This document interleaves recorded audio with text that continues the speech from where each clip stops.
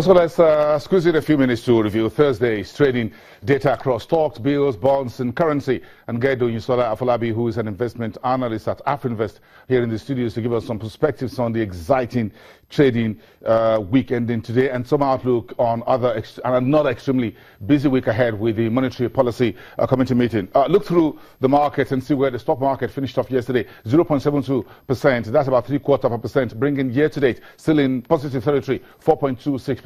Yesterday, $29.08 million was what the final value of the market was. We got our 28,000 psychological index reading back on track. The market cap is now around 31.8, heading towards $32 billion if you're using dollars to calculate that. If you flip that to volume, yes, we're slightly down, almost 5% on the previous day, which was midweek. However, in Naira volume, we're really looking good, $29.08 million. In terms of total deals, 4,034. That's about 162% higher than Thursday trading day. Thanks to the banking sector and industrial goods sector, banks rallied 3.22% on Thursday.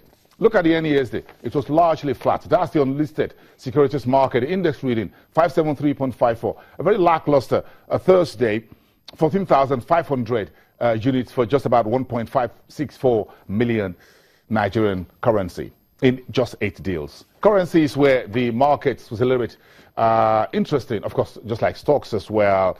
Naira dollar unchanged at the interbank spot market, 305.45.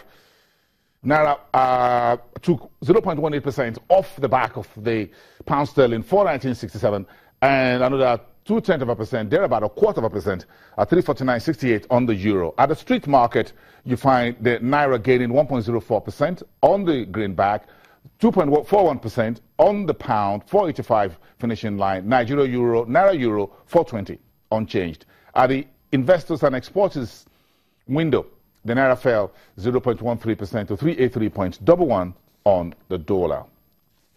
And the woman who is putting all of this together is doing Sola Falabi, who is an investment analyst from Afrinvest. And I deliberately said the woman because money is all where I finished off. So when it comes to money, you put a woman in charge. So what's the week? How has the week been for you?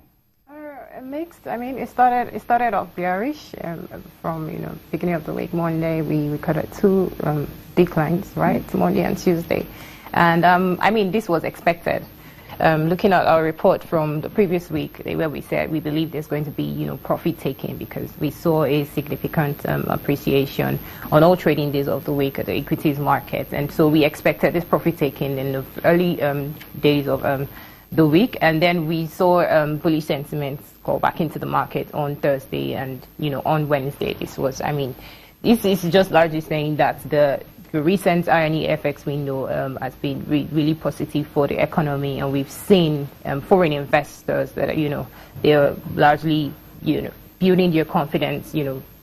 We've seen like an improvement in investors' confidence, and then that's really been positive for the equities market, and as well as other segments of the market, fixed income market, to attractive yields as well. Do you think this week will mirror next week?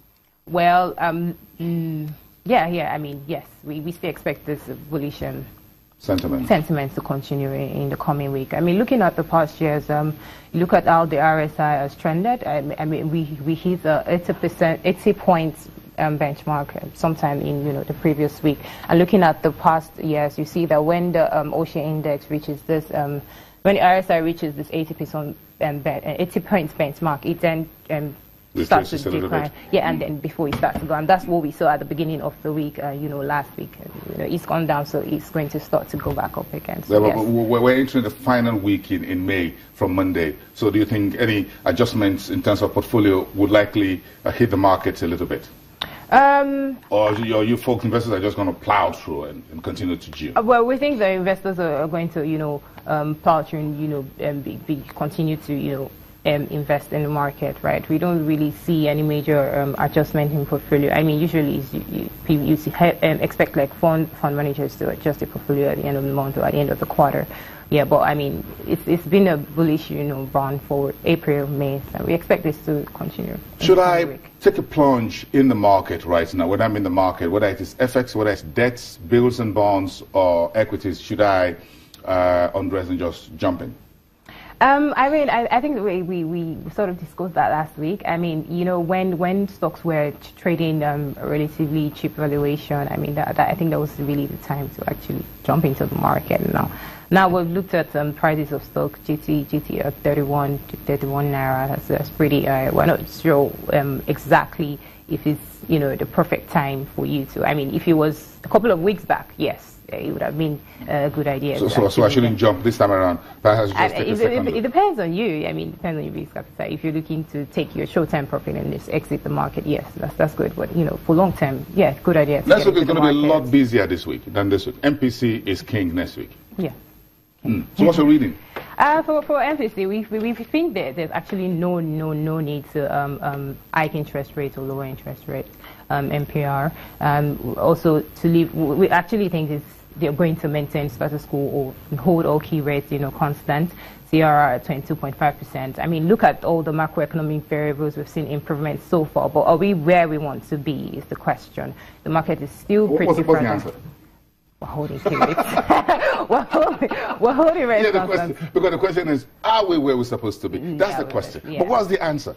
Not yet. And you analysts have a way of saying, well, that's the question. Not yet. But I mean, look at inflation at 9%, where we were, you know, and it's at 17.2%. That's still really high. So we're still, you know, it's still really high. So we gotta let you go. Do enjoy your weekend and see you next week. Thank you very much. From AfriInvest, one of the research and investment analysts doing Solar Afolabi. When we come back after the break, we have quite a lot more to talk about the oil and gas market. But of course, we got something to talk about education and economy. We'll talk about bringing scholarships to learning for leading for folks well around getting the graduate studies and C-suite. We'll be back with that after the break.